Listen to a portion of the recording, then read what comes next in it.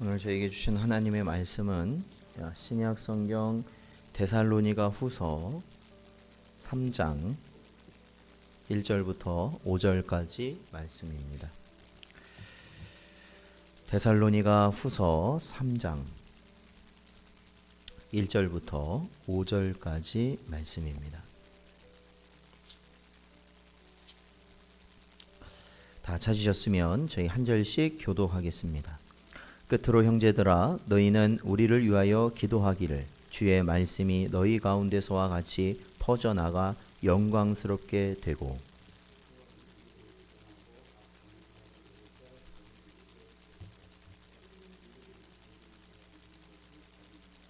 주는 미쁘사 너희를 굳건하게 하시고 악한 자에게서 지키시리라.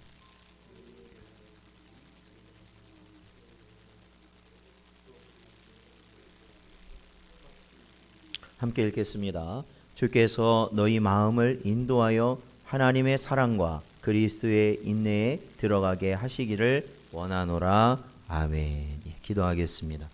하나님 아버지, 저희들을 불쌍히 여기시고 저희들이 이 세상에 목자 없는 양과 같이 유리함을 그대로 두지 아니하시며 또한 이 땅에 살아가며 우리 인생들이 알 수 없는 갑작스러운 많은 일들이 일어날 때 저희들이 당황하지 아니하고 하나님을 바라볼 수 있도록 인도하여 주신 은혜 감사드립니다. 모든 것이 하나님의 뜻하심과 계획하심 가운데 이루어지는 일들임을 믿고 또한 우리가 믿음 안에 있을 때에 우리 앞에 놓여진 모든 것이 협력하여 선을 이룬다는 것 또한 저희들 온전히 믿사오니 주여 이 시간에도 주의 말씀을 저희 귀에 들려주시옵시고 저희의 마음속에 새겨주셔서 오직 우리가 이 마지막 때에 주의 말씀을 온전히 듣고 살아가는 우리 모든 성도들 되게 하여 주시옵소서. 이 시간에도 오직 하나님께서 하나님의 영으로 함께하여 주시길 간절히 바라오며 이 모든 말씀 예수님의 이름으로 기도하옵나이다. 아멘. 사랑하는 성도 여러분, 오늘도 주신 말씀을 저희 마음속에 깊이 새기시고 또한 이 땅을 살아가면서 산 소망과 새 하늘과 새 땅을 바라보고 살아가시는 여러분 되시기를 주님의 이름으로 축원드립니다. 오늘도 이 자리에서 우리가 주의 말씀을 들을 수 있고 또한 마지막 때를 살아가면서도 모든 하나님의 은혜 가운데 살 수 있는 이유가 있다면 그것은 바로 하나님께서 하나님의 백성을 택하시고 그 택한 자들을 부르시고 그 부르신 자들을 하나님의 은혜로 말미암아 살게 하시는 은혜인 줄로 믿습니다. 하나님께서는 자신의 백성을 창세 전에 택하셨다 말씀하십니다. 그리고 택함 받은 그 자들을 예수 그리스도 안에서 거룩하게 하심으로 그들로 인하여서 영원토록 찬양 받으시기에 합당한 그러한 역할을 감당하도록 하나님께서는 우리를 부르셨다라는 겁니다. 데살로니가 후서 오늘 본문 13절 말씀을 보면 이 사도 바울은요 데살로니가 교회 성도들이 하나님의 택하심, 성령의 거룩하게 하심, 진리를 믿음으로 구원에 이르게 되는 모든 은혜에 대하여 감사하다 이렇게 고백하고 있습니다. 사랑하는 성도 여러분, 우리가 하나님의 말씀대로 살아갈 수 있는 길은 오로지 하나님의 예정하심과 예수 그리스도의 죽으심 가운데 성령께서 저와 여러분을 붙들고 주장하실 때만 가능하다는 것을 여러분이 꼭 믿으셔야 됩니다. 우리가 미혹되기 쉬운 것은 우리가 어찌 보면 우리의 신앙의 연수가 길게 있다 보니 우리가 이 땅에서 무언가를 해놓는 것, 우리가 무언가를 자꾸 하는 것, 사람의 눈에 보기에 좋은 것들이 하나님 보시기에도 좋을 수 있다라는 그러한 생각, 또한 그러한 것들로 인하여 우리의 구원이 결정되어지고 또한 그러한 것들로 인하여서 이 급이 달라진다라는 그러한 생각을 하는 것은 참으로 어리석은 것이다. 생각해 보십시오. 우리가 아무리 지금 당장 하나님 보시기에 이 세상의 모든 믿는 자들이 보기에 큰 일을 했다고 생각해 보십시오. 아무리 그것이 큰 일이라 해도 그것이 내 힘으로 되지 않았다는 게 중요한 겁니다. 그리고 그것이 오직 하나님의 능력으로 향한 것이 아니라면 그것은 결국 다 이 세상의 멸망의 것으로 들어갈 수밖에 없는 것이죠. 그렇기 때문에 우리는 모든 것이 은혜다. 모든 것이 은혜다. 모든 것이 은혜다. 그러한 고백을 언제나 하시며 살아가시는 여러분 되시기를 축원드립니다. 오늘 본문 말씀 데살로니가 후서 3장을 보면요, 이 데살로니가 후서가 이제는 막바지에 이뤘다는 것을 알 수 있습니다. 그것은 이 사도 바울이 1절에 이렇게 표현합니다. 끝으로라고 말하고 있습니다. 이제는 이 서신, 즉 데살로니가 후서 역시 이제 마지막을 향해 가고 있는 것입니다.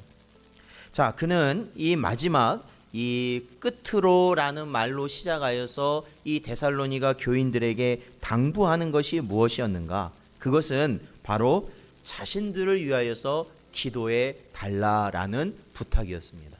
즉 바울과 함께 사역하는 이 사역자들을 위해서 이 교인들에게 기도 부탁을 한 것입니다. 이것은 이미 데살로니가 전서 5장 25절에서도 나왔듯이 바울이 그때 당시에도 자신들을 위해서 기도해 달라고 부탁하였습니다. 이는 성도들은 언제나 기도해야 될 기도의 제목 중에 가장 중요한 제목 중에 한 가지가 뭐냐? 그것은 주의 사역을 감당하는 자들을 위해 기도해 주어야 한다라는 겁니다. 자, 그렇다면은 왜 성도들은 주의 사역을 감당하는 앞장선 자들을 위해서 기도해야 되는 것인가? 그 기도는 단순히 그 사역자 개인과 아니면 그 개인에 포함된 일시는 그 가정을 어떠한 평안만을 구하는 것이 아닙니다. 오늘 말씀을 보면요, 제일 먼저는 이렇게 말하고 있습니다. 3장 1절 중간부터 보면 주의 말씀이 너희 가운데서와 같이 퍼져나가 영광스럽게 되고 라고 말씀하고 있습니다. 즉 이것은 성도들이 주의 사역자들을 위하여서 기도해야 될 가장 근본적인 이유는 무엇인가? 첫 번째는 그들에게 맡기신 복음 전파 사역이 잘 감당될 수 있도록 기도하는 것입니다. 마치 이 사도 바울이 말했던 것처럼 이 데살로니가 교회, 우리들이 계속해서 전서를 살펴봤고 후서도 살펴봤지만 이들은 어떤 교회였습니까? 이 사도 바울이 아주 힘들게 그곳에 도착하여서 그곳에서도 정말로 짧은 시간 동안만 복음을 전하였던 곳이었다라는 거예요. 한 달이 안 되는 시간을 머물면서, 그것도 하루 종일이 아니라 바로 이 사도 바울이 자신과 자신의 무리들이 먹을 것들을 다 이 먹을 것과 생활할 것을 다 챙기기 위해서 낮에는 일하고 또한 그들이 시간을 낼 때 시간을 맞춰서, 그러니까 복음을 전했으니 그 시간이 아무리 한 달이지만 그거보다 더 안 되는 시간을 그들에게 복음을 전했다라는 겁니다. 그러니까 굉장히 이 복음의 불모지와 같았던 그러한 상황이었는데, 그럼에도 불구하고 바울이 전했던 복음이 어떠한 역사를 일으켰냐면 바로 이곳에 교회가 세워지도록 하였다라는 것이죠. 그리고 그 교인들이 다른 주변 교회에 칭찬받을 수 있는 믿음의 모습을 또한 가질 수 있도록 하였다라는 것이죠. 이러한 데살로니가 교회의 모습을 본다면요, 사랑하는 성도 여러분, 이것이 바울의 자람으로 된 것인가? 그렇죠? 바울의 고생의 열매가 그러한 결과를 낸 것인가? 여러분, 그것은 굉장히 인간적인 생각에 불과합니다. 그것은 하나님의 역사하심이라고밖에 말할 수 없는 것입니다. 하나님이 부르신 자에게 그 짧은 시간 전해졌던 복음이 그 안에 들어가 역사한 것이고, 또한 그 역사한 복음이 그곳에 교회를 세울 수 있도록 하였던 것이고, 또한 복음의 불모지였던 그곳에서 그들이 모든 핍박을 이겨내면서도 주의 복음을 지킬 수 있었다라는 것입니다. 그러므로 복음이 들려지면 그곳에서 역사하시는 분은 하나님이시다. 여러분 믿으십니까? 하나님이신 거예요. 그렇다면 중요한 게 뭔가? 그곳에 복음이 들려질 수 있도록 그 사역자들이 갈 수 있도록 하는 겁니다. 그러니까 갈 수 있도록, 그들이 그곳에 가서 전할 수 있도록 우리는 기도해야 되는 것입니다. 그로 말미암아 그들의 입술을 통해 전해진 복음이 그것에 전해지고, 그로 말미암아 때를 얻든지 못 얻든지 복음을 주의 복음을 전하라는 그 말씀이 바로 그들을 통해서 그 지역에까지 이루어지도록 우리는 그들을 위해 기도해야 된다라는 것이죠. 자, 두 번째 이유는 2절에 보면 이렇게 말씀하고 있습니다. 우리를 부당하고 악한 사람들에게서 건지시옵소서 하라. 이렇게 기도하고 있습니다. 즉 무엇입니까? 사도 바울이 가는 곳곳마다 만나는 사람들은 어떠한 사람들이에요? 사도 바울에게 호감을 갖고 그 복음에 정말로 진정성을 가지고 그 복음을 진지하게 받아들이는 사람이 있는 반면에 많은 사람들은 사도 바울과 그 일행들을 어떻게 대하냐면 적대시하였다라는 겁니다. 즉 주의 사역자들이 가는 곳마다 어떠한 일이 일어나느냐? 반드시 일어나는 게 사탄의 역사가 일어난다는 것이죠. 저와 여러분이 우리가 후원도 하고 있지만 우리가 김성원 선교사님과 우리 박현석 전도사님의 그 사역을 위해서 기도하는 것은 바로 그러한, 그렇죠, 정말로 그 일선에서, 현장에서, 바로 그곳에서 그 사역을 감당할 때마다 나타나는 일들이 무엇이냐? 바로 사탄의 역사라는 것이죠. 복음이 전해지지 않도록 하는 것이죠. 복음보다 다른 것들에 더 치중하게 만들려고 하는 그러한 미혹들이 나타난다라는 것입니다. 그 역사는 물리적으로 나타나기가 쉽습니다.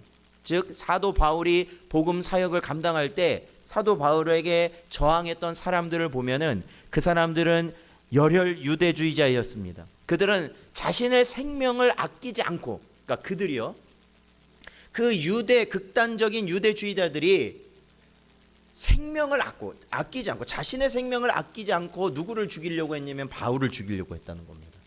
그러니 그것이 얼마나 치명적인 위협이었겠습니까?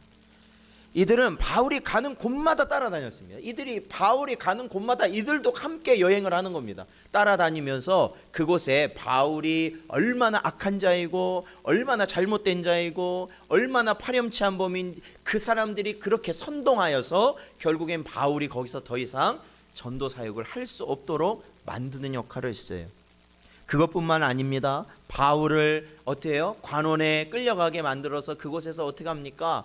이 율법에는 40대까지 태장을 때릴 수 없도록 되어 있기 때문에 하나 뺀, 즉 39대씩 때려가지고, 왜냐하면 40대 이상 때리게 되면 생명이 위독하기 때문에 그렇게 하지 못하도록 한 것인데, 그것을 어떻게 해요? 이 사람들이 외식적으로 율법을 지키다 보니까 그것도 자기의 뜻대로 이용한 거죠. 39대씩 5번을 맞도록 한 겁니다. 40대는 안 넘었어. 근데 39번씩 5번. 여러분, 그게 사람이 살 수 있을까요? 바울이 가는 곳곳마다 어떠한 일이 일어났어요? 바울을 잡아다가 돌로 쳐서 바울이 죽는 지경까지 간 그러한 사건도 있지 않았습니까? 그럴 때마다 하나님께서는 이 바울을 살려주셨습니다. 이들이 가는 곳에는 분명 하나님의 택한 자도 있었지만 분명 어떠한 자들도 있냐면 가라지와 같은 자들도 있었다는 것이죠. 그들은 바울의 말을 조심히 듣고 있다가 결국 바울을 공격하고 바울을 넘어뜨리려고 하였던 자들. 그렇기 때문에 저와 여러분들은 그러한 위협 속에서도 저들이 주의 일을 잘 감당할 수 있도록 기도해야 된다라는 겁니다. 우리 교회들은 그러한 우리에게 맡겨주신 그러한 사역자들을 위하여서 기도해야 된다라는 겁니다. 저들이 더욱 복음 사역을 감당할 수 있는 이유가 자신의 능력이 아니기 때문에, 그렇죠? 사람이에요. 엘리야도 그러잖아요. 엘리야도, 하늘에서 불을 내린 엘리야도 결국에는 너무 힘드니까 어떻게 돼요? 차라리 하나님 내 목숨을 빨리 걷어가십시오. 그가 노뎀나무 그늘 아래에서 죽기를 구하였던 것입니다. 하나님께서 이러한 사역을 감당할 수 있는 이유와 목적과 능력, 그것을 하나님이 그 사역자들에게 공급해 주셔야 그들이 감당할 수 있거든요. 그렇기 때문에 우리 성도들은 그들의 그러한 은혜 가운데, 하나님의 보호하심 가운데 이 사역을 감당할 수 있도록 기도해야 된다라는 것입니다. 사도 바울은 1절과 2절을 통해서 바로 끝으로 라루마는 시작하는 이 마지막 당부에서 자신들을 위해서 계속 기도해 달라 그는 부탁하고 있습니다. 자, 3절부터 보면요, 사도 바울은 이어서 이렇게 말합니다. 그것은 바로 이 데살로니가 교회가 굉장히 어려운 상황에 처해 있지 않았습니까? 그들이 혼란스럽고 믿음조차도 흔들릴 수 있는 이러한 마지막 때에 대한 잘못된 인식으로 인하여서 그들이 굉장히 소망도 없고 믿음도 흔들리는 그러한 어려운 가운데 있었습니다. 마지막 때예요. 그런데 그럼에도 불구하고 바울이 이 교인들을 향하여서 그럼에도 소망을 가지고 그들이 이 신앙을 계속해서 이어갈 수 있는 이유를 그들에게 설명하고 있습니다. 자, 그들이 계속해서 이 어려울 때에 계속해서 예수 그리스도를 붙들고 살아갈 수 있는 이유가 무엇이었을까요? 그것은 첫 번째로 3절에 보면 이렇게 기록하고 있습니다. 주는 미쁘시다라는 겁니다. 주는 미쁘시다. 이 미쁘시다라는 것은 바로 믿을 수 있는 분이다라는 겁니다. 믿을 수 있는 분. 사랑하는 성도 여러분, 우리가 이 땅에서 믿을 수 있는 분이 바로 누구일까요? 그것은 우리 하나님 한 분밖에 없다라는 겁니다. 하나님 한 분밖에. 이 땅에 내가 태어났을 때 나를 가장 사랑한 부모도, 내가 이 땅에서 가정을 꾸려서 나와 함께한 피부치인 내 자녀도, 형제도, 나와 정말로 가까운 지인이라 할지라도 이 세상의 그 누구도 우리는 믿을 수 없습니다. 왜냐하면 다 한계를 가지고 있기 때문에 그렇습니다. 영원할 수 없기 때문에 그렇습니다. 그러므로 우리는 그러한 사람을 의지하거나 사람을 신뢰하고 또한 사람을 믿는 그런 게 아니라 우리가 유일하게 믿고 의지할 수 있는 단 한 분은 바로 하나님 한 분입니다. 성경에서는 그러한 분을 어떠한 분이라고 기록하고 있냐면 미쁘신 분이다라는 겁니다. 이 미쁘신 분이다. 그러므로 이 3절에 보면요, 주는 미쁘사 너희를 굳건하게 하실 것이다 라는 겁니다. 여러분, 하나님은 영원하신 분이시기 때문에 하나님이 하시고자 하는 그 모든 일은 반드시 이루어질 수밖에 없습니다. 그렇잖아요. 이 땅의 사람들은요, 아무리 좋은 정책을 내건다 할지라도, 이 지도자들이 정책을 내건다 할지라도 세상이 바뀌면 없어집니다. 바뀌어요. 다 사라져요. 뭐 180도 바뀌고 바뀌었다가 또 다시 돌아오고 뭐 이런 것이 세상입니다. 그런데 하나님께서 하신 말씀은 반드시 이루어질 것이며 기필코 이루어질 것이다 라는 겁니다. 자, 본문 3절에서 말하고 있죠. 그분은 그러한 하나님께서 우리를 어떻게 하시느냐? 굳건하게 하실 것이다. 굳세게 하실 것이다. 여러분, 지금도요, 우리가 뭐 은혜가 충만하고 정말로 하나님의 은혜 가운데 우리가 충만하게 살아가는 그러한 느낌도 받지만 정말로 외로운 순간이 있잖아요. 내 마음의 의지가 연약해지는 순간이 있어요. 내가 더 이상 아무것도 할 수 없겠다라는 생각이 들 때 있다는 말이죠. 그것이 인생이에요. 그렇죠? 이 땅의 그 누구도 아무리 강하게 보이고 저 사람이 아무리 지도력이 뛰어나고 추진력이 뛰어나고 리더십이 뛰어나고 어떠한 사람이라 할지라도, 심지어는 저희들이 얼마 전에 돌아가신, 그렇죠, 삼성의 이건희 회장, 그분이 쓴 자서전이 엄청나게 잘 팔린다 그리고 하고 그분이 말했던 그런 말들이 어떠한 명언들 금언들 그래서 막 계속해서 회자가 되던데, 그러한 분이라 할지라도 중요한 것은 외롭고 그 마음이 유약하고 흔들리고 그 모든 것을 포기하고 싶은 그러한 마음이 있을 수밖에 없다라는 겁니다. 그게 인생이거든요. 근데 우리 성도들도요, 이 땅에 살아가면서요, 오직 우리가 하나님만을 붙들고 하나님께서 나와 함께 하신다라고 우리가 고백하지만 정작 우리가 흔들릴 때가 있어요. 모든 것을 다 하기 싫을 때가 있어요. 내려놓고 싶을 때 있어요. 그런데 그때 어떻게 해야 그 상황에서 일어날 수 있을까요? 어떻게 해요? 기도를 많이 하면 될까요? 기도하기가 싫은데? 말씀을 많이 읽으면 될까요? 아니, 말씀 보기가 싫은데? 아니면 설교를 많이 들으면 될까요? 설교 듣기도 싫어요. 어떻게 해서 거기에서 벗어날 수 있을까요? 그것은 바로 나를 택해 주시고 그리고 모든 것을 이루어 가시는 미쁘신 그 하나님께서 우리를 굳건하게 해 주신다라는 것입니다. 하나님께서 다른 이유가 없어요. 다른 이유. 우리는 빠져들어가면 헤어나올 수가 없습니다. 헤어나올 수가 없어요.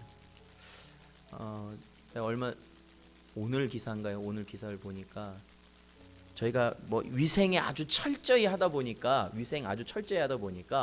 호흡기 질환, 어떤 이 전염병, 다른 거, 그러니까 이제 이러한 이 역병 말고 그 전부터 겨울철이 되면 급증했던 질환들이 있잖아요. 그게 절반 이하로 뚝 떨어졌대요.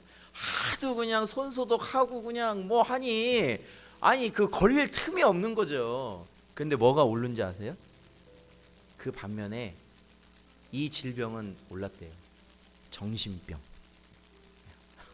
지금 정신병이 올랐대요. 정신병 환자가 계속해서 늘어나고 있는 추세라는 겁니다. 추세라는 거예요. 이 정신병이라는 게 왜 올까요? 결국에는 인간의 연약함이거든요. 그게 인간의 연약함이거든요. 여러분, 저도 이제 예전에 아르바이트도 해보고 뭐 일도 해보면 이 단순 노무 있잖아요. 같은 일을 계속해서 반복하는 거. 같은 일. 기계는 실수가 거의 없어요. 왜? 기계는 그 같은 일을 한다고 해서 지겨워하거나 그걸 한다고 해서 자괴감에 빠지지 않거든요. 그런데 사람은 달라요. 이게 쉽고 단순하면 이 일 쉽고 단순하니까 오래 하고 내가 좋을 것 같은데 사람은 못 견뎌요. 사람은 못 견딘다는 거예요. 단순한 그 일을 못 견뎌요. 그래서 결국엔 뭐가 발생해요? 하자가 발생한다는 거예요. 제대로 일을 못 한다라는 거예요. 정신이 집중이 안 된다라는 것이죠. 그게 바로 우리의 연약함이라는 겁니다. 그렇기 때문에 하나님께서는요, 하나님의 사람들에게 이렇게 말씀하십니다. 네가 담대하고 네가 강하고 네가 굳세려 하지 말아라. 내가 너를 강하고 담대하게 해주겠다. 내가 너를 그러니까 네가 하려고 하지 말고 내가 너를 강하고 담대하게 해주겠다. 네가 하려고 하는 게 아니야. 내가 해준 거야. 내가 명령한 거야. 뭐가 그렇게 두려운 거야? 그냥 해. 너는 책임질 게 없어. 내가 책임질 거야. 이거잖아요. 그러니까 이게 지금 요즘 세상에서 생각하는 것과는 완전 다른 거예요. 이게 이 의미가 보통은 다 우리 안에서 무언가 해결책이 나와야 된다는 것이 이 세상의 주류인데, 하나님은 그렇게 말씀하지 않으세요. 너는 안 된다라는 거예요. 넌 안 된다라는 걸 전제하시고 내가 너에게 주겠다. 그러니까 너는 감당할 수 있다라는 것이죠. 자, 우리 성경을 한번 찾아볼까요? 우리 여호수아서 1장 9절입니다. 여호수아서 1장 9절 말씀.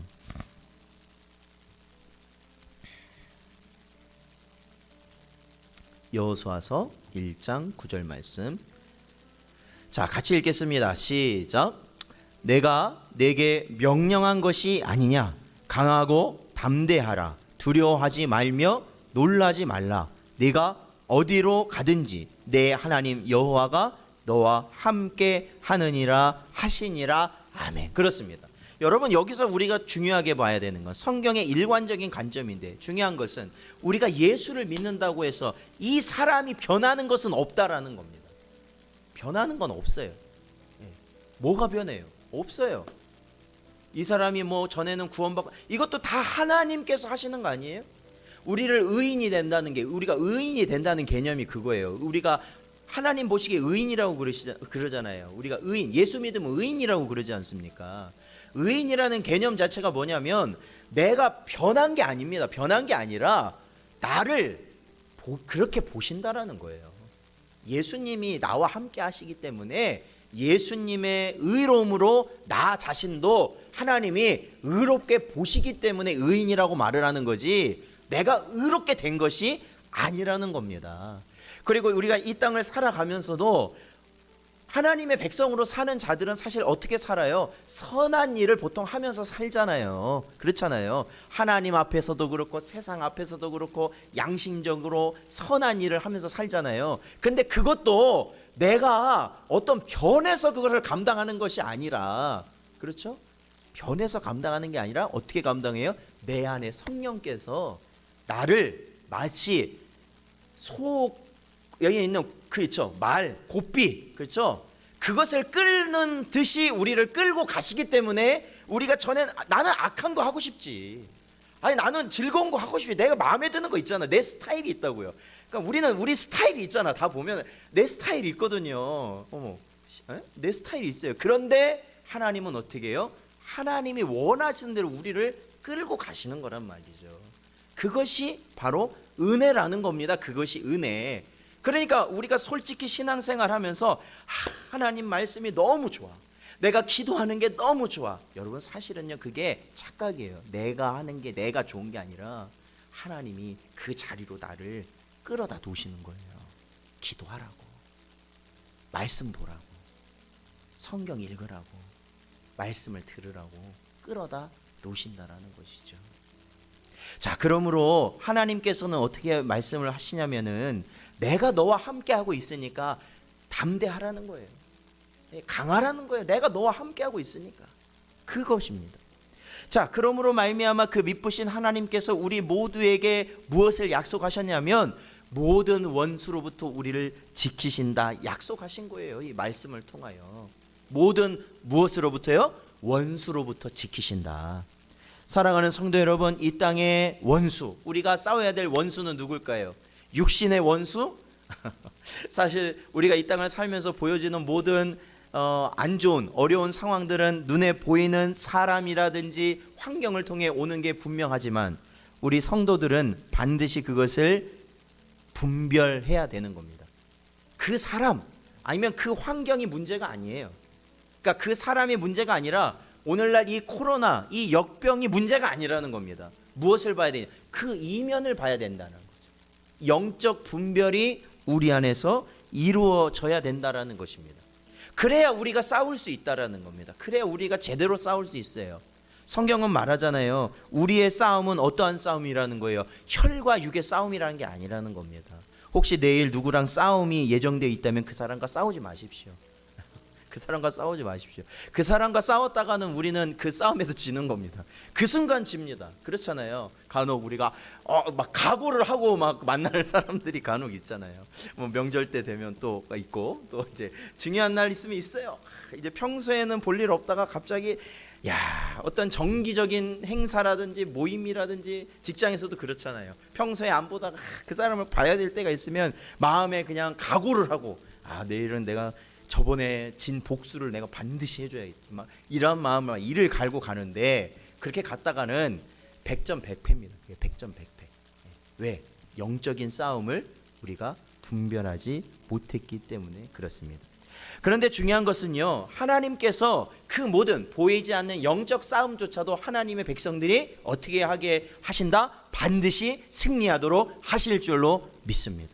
그 원수를 이길 수 있도록 하신다라는 거예요. 그러므로 저와 여러분은 언제나 미약한 자의 모습이 아니라 바로 미쁘신 하나님을 붙들어야 된다라는 겁니다. 붙들어야 된다. 그 미쁘신 하나님만을 바라봐야 된다라는 겁니다. 그래서 사도 바울이 본문 3절에서 주는 미쁘사 너희를 굳건하게 하시고 어떻게 하신다? 악한 자에게서 지키시리라. 믿으십니까? 악한 자에게서 지키시리라. 사람 겉으로 보면 몰라요. 저 사람이 악한지 악하지 않은지. 왜냐하면 말은 다 좋은 말이에요. 근데 의도가 어떤 건지를 모르겠다라는 겁니다. 의도가. 그렇잖아요. 저 사람 하는 말이 틀린 말이 아니에요. 그런데도 중요한 것은 그 사람이 나에게 악하게 할 수 있어요. 어떻게? 그 의도가 어떤 건지를 우리가 모르면 그렇잖아요. 근데 여러분, 그럴 때 우리 머릿속으로 계산 아무리 쳐야 답이 안 나와요. 왜? 사람의 중심을 우리가 알 수 있어요? 없어요? 없다라는 것이죠. 그런데 하나님께서는 어떻게 말씀하셔요? 그 원수, 영적 원수까지도 우리를 이기도록 하실 것이다. 그것이 하나님의 약속이에요. 우리는 그것을 믿고 나아가는 것이죠. 그래서 사도 바울이요 4절에 보니까 그렇다면은 그러한 확신을 가지고 살아가는 우리가 해야 될 게 있을 거 아닙니까? 우리가 해야 될 게 반드시 있죠. 무엇을 해야 되느냐? 자, 우리 본문 4절을 같이 한번 읽어볼까요? 자, 본문 4절 말씀을 같이 읽겠습니다. 시작. 너희에 대하여는 우리가 명한 것을 너희에게 행하고 또 행할 줄을 우리가 주 안에서 확신하노니 아멘. 그렇습니다. 너희에 대하여는 우리가 명한 것을 너희가 행하고 또 행할 줄을 우리가 주 안에서 뭐한다? 확신한다. 사도들이 명한 게 뭡니까? 사도들이 알려준 게 뭐예요? 하나님 말씀 아닙니까? 그렇다면 우리가 아까도 말씀드렸지만 우리가 우리에게 다가오는 모든 원수들의 공격을 우리가 아무리 생각하고 머리 쓰고 아무리 계산해도 그것을 우리가 막아낼 재간이 없어요. 오히려 그거 가지고 생각하고 근심하고 염려하면 내 마음이 점점 더 어떻게 될까요? 두려워요. 두렵잖아요. 염려가 되고요. 하나님보다도 더 두려운 마음이 내 마음속에 가득하게 된다라는 거예요. 그런데 그때 사도 바울이 우리에게 알려준 조언이 뭡니까? 권면이 뭐예요? 내가 너희에게 알려준 대로 해라. 이게 뭐예요? 하나님 말씀대로 그냥 순종해라.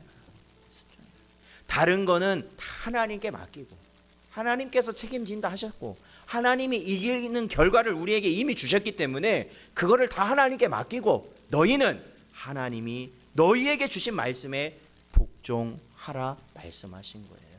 그렇죠. 그것이 우리가 유일하게 할 바다라는 겁니다.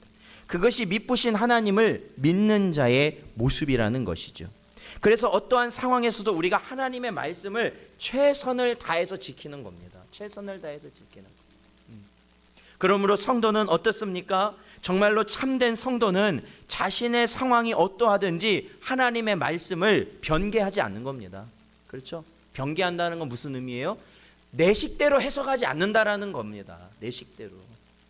다른 사람한테는, 다른 교인한테는 아주 처절할 정도로 아주 그냥 그 말씀을 아주 냉철하게 하면서 나에게는 그렇지 않게 한다? 그것은 하나님의 말씀을 바로 받은 자가 아니라는 겁니다. 여호수아서 23장 6절 말씀 보면 그러므로 너희는 크게 힘써 모세의 율법책에 기록된 것을 다 지켜 행하라. 그것을 떠나 우로나 좌로나 치우치지 말라라는 겁니다. 사랑하는 성도 여러분, 그러므로 우리가 믿음 생활하면서 하나님께서 우리에게 주신 기준들이 있지 않습니까? 말씀을 바탕으로 한 우리에게 기준들이 있잖아요. 우리의 기준들이요, 정말로 중요한 기준들입니다. 그래서 그 기준들을 우리가 마음속에 갖고 뭐 하기 쉽냐면 다른 이들에게 이 기준대로 살아라 말하기가 쉽습니다. 쉽게 말하면 목사가 그렇죠. 그 기준대로 살아야 된다라고 말하죠. 그런데 그 수많은 기준 가운데 그 기준들을 나에게는 적용하지 않는다라는 거예요. 나에게는. 나와는 상관없는 기준들이 되었다. 사랑하는 성도 여러분, 우리 자신을 살펴야 됩니다. 그리고 정말로 우리가 하나님의 말씀대로 우리가 살아가는지를 살펴야 됩니다. 저 사람이 나에게 어떠한 해악을 했는지 그게 중요한 게 아닙니다. 하나님이 보시는 건 그거예요. 네가 하나님의 말씀을 지켰냐. 나 자신은 그것만 보시는 거예요. 하나님께서는. 저 사람이 나에게 어떠한 해악을 했는지 하나님은 그것은 그 사람에게 판단하실 거예요. 그 사람의 죄니까. 그건 그 사람에게 판단하실 것이고, 이러한 상황 가운데 내가 그 억울함 가운데 그 어려운 고난 가운데서도 내가 하나님의 말씀을 지켰는지는 하나님은 그것만 나에게서 요구하신다라는 거예요. 네가 그때 지켰냐? 아니면 너도 똑같이 됐냐? 그렇다면 똑같이 죄를 진 거나 마찬가지가 되는 것이거든요. 그러므로 우리는 어떠한 상황이 되든지 하나님이 우리에게 주신 그 기준들을 우리는 반드시 우리 자신에게 적용시켜야 된다. 우리 자신에게. 우리 다 그러잖아요. 다 들어보면 얼마 이렇게 결혼한 지 얼마 안 된 부부예요. 부부인데 이렇게 얘기를 하다 보면은 막 굉장히 싸우고 그러잖아요. 결혼 초기에 보면요. 그래서 이혼 말도 나오고 그러다가 결국에는 한쪽에 하는 말이 그거예요. 뭐냐면 어떻게 쟤는 지 생각만 하냐는 거예요. 말이 안 통한다는 거예요. 어떻게 저는 지 생각만 하냐는 거죠. 그런데 놀라운 사실은 뭔지 아십니까? 그 상대방도 그렇게 생각한다라는 거예요. 어떻게 쟤는 제 생각만 하냐. 말이 안 통한다는 거예요. 말이 안 통한다. 여러분, 그건 무슨 말이에요? 그 기준, 자신이 갖고 있는 기준을 자꾸 상대방한테만 들이민다라는 거예요. 그리고 나만 피해자야. 나만 피해자. 우리가 말씀대로 산다는 것 우리가 굉장히 심각히 생각해 봐야 돼요. 그래서 그래서 이 사도 바울이 우리에게 말씀한 대로 하나님께서 우리의 모든 것을 책임지시고 우리는 이제는 그 말씀대로 살아가는데 힘쓰는 것만이 우리가 이 마지막 때를 온전히 살아갈 수 있는 길이다라는 것을 꼭 깨달을 수 있는 여러분 되시기를 축원드립니다. 자, 오늘 본문 말씀 5절을 보면요. 자, 그렇게 하나님의 말씀을 붙들고 순종하며 사는 자들에게 어떠한 은혜가 있느냐? 5절에 보면 이렇게 시작합니다. 주께서 너희 마음을 인도하여. 여러분, 이 말씀 좀 느낌이 오십니까? 우리는 우리의 생각과 뜻과 계획과 우리의 감정과 그 모든 것도 내가 주체하는 것 같죠? 아니라는 겁니다. 성경은 계속해서 얘기하는 거예요. 그거 아니라는 겁니다. 그거 아니라는 거예요. 누가 내 마음을 주장해 주셔야 돼요? 하나님이 내 마음 주장해 주셔야 되는 겁니다. 그렇다면 하나님 모든 상황 가운데서 하나님의 말씀을 지키고 정말로 하나님께 예배하며 하나님의 말씀을 읽고 듣고 기도하고 순종하기 힘쓰는 자는 결국엔 하나님이 어떻게 그 마음을 하나님이 인도해 주신다라는 거예요. 그러니까 이게 무슨 요술책은 아니에요. 주문책 아니에요. 이것을 달달 외운다고 해서 우리가 긍정적인 마음으로 변하는 게 아니에요. 그렇잖아요. 어떤 분들 사도신경 주기도문을 외우면 뭔가 다르는 뭐 마음을 물론 유익은 할 수 있죠. 그게 아무 도움은 안 된다는 거 아니에요. 그러나 그 의미가 없이 어떤 주문식으로 그거를 외우기 한다고 해서 내 마음이 우울했던 마음이 막 변화되고 그러는 거 아닙니다. 절대로. 그런 영향이 아니에요. 중요한 건 하나님의 말씀을 우리가 힘써서 그 말씀대로 살려 애쓰는 그때에 결국은 하나님께서 내 마음을 어떻게 하시냐? 인도하신다.